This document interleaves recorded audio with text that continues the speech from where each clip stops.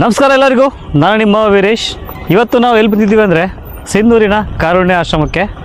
ಬನ್ನಿ, ಯಾಕೆ ಬಂದಿದ್ದೀವಿ ಅಂತ ಹೇಳ್ತೀನಿ, ಮುಂದೆ ನೋಡೋಣ.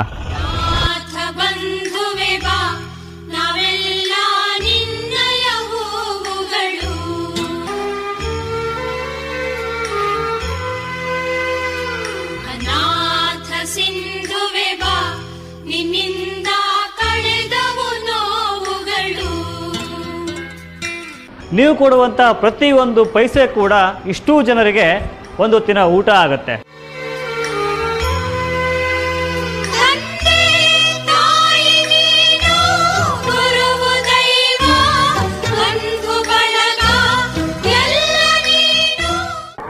ಕಾರುಣ್ಯ ಆಶ್ರಮದ ಕಂದಮ್ಮಗಳಿಗೆ ನಮ್ಮದು ಒಂದು ಕೈ ಇದೆ. ಬನ್ನಿ, ನೀವು ಕೂಡ ಕೈ ಜೋಡಿಸಿ ಇವರಿಗೆ ಬದುಕಿಗೆ ಸಹಾಯವಾಗೋಣ.